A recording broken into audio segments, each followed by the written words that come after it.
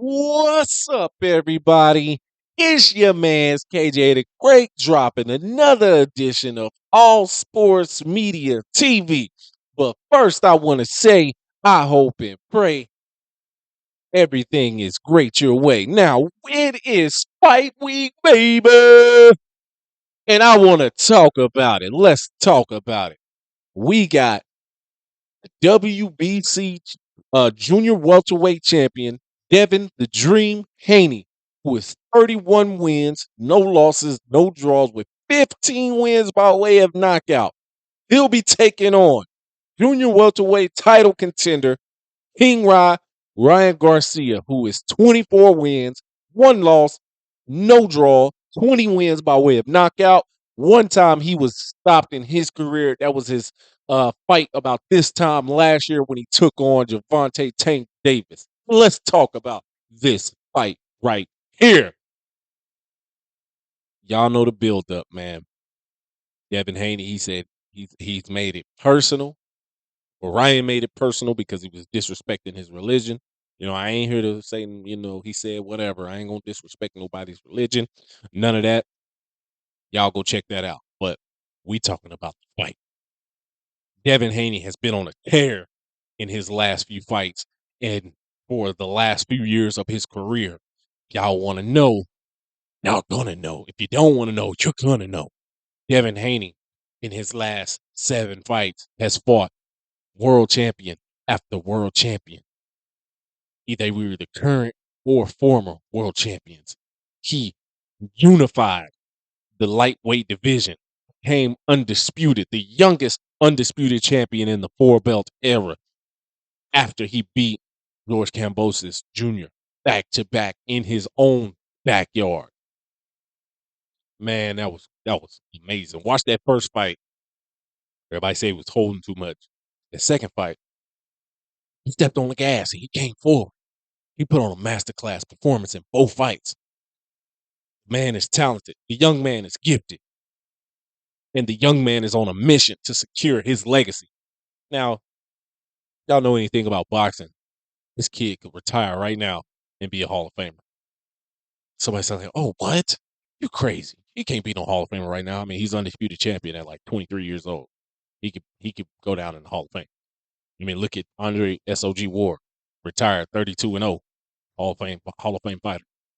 Come on now.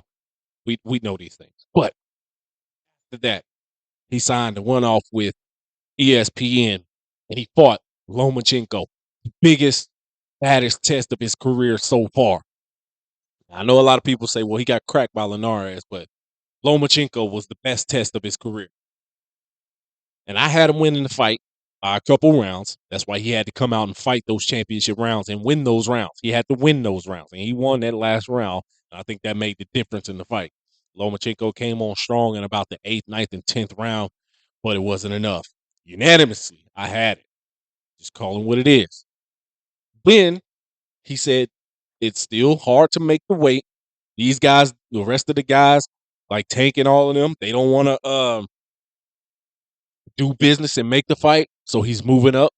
He vacated his titles and went right after arguably the best junior welterweight in the world in Regis Rougarou Prograis.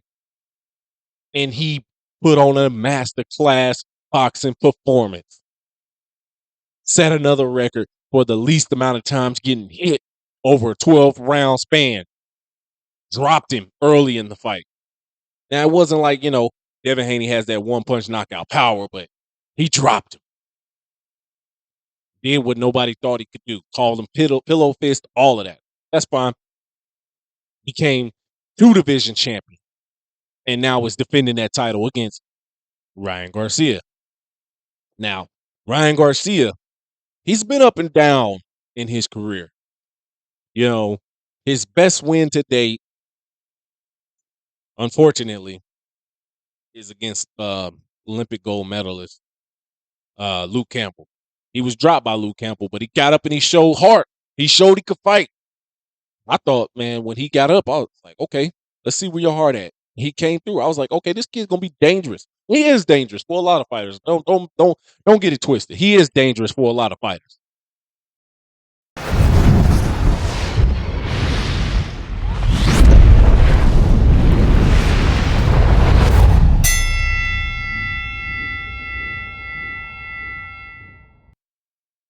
Excuse me, people. That thing cut off. But let's talk about it. Let's get back to it. Ryan Garcia, he's dangerous for a lot of people, but where Devin Haney is in his career, I just think he's too smart, too skilled to allow Ryan Garcia to get off and catch him.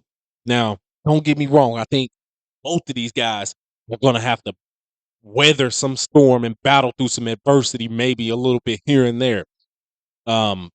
If Ryan Garcia can close the distance, I think that could be something. If Devin Haney doesn't use his feet, I think that could be trouble, maybe. I don't know. But where, the thing about Ryan Garcia is he's still doing these videos, putting out his own training videos of him throwing hooks, throwing jabs, throwing straights, picking his back foot up off the ground, dropping his offhand, drunk and drinking and all this stuff and the antics and all that. It's just got married to a random person. I don't know what's going on, man. But I want to know, what do you guys think, man? You think Ryan Garcia is going to win this fight?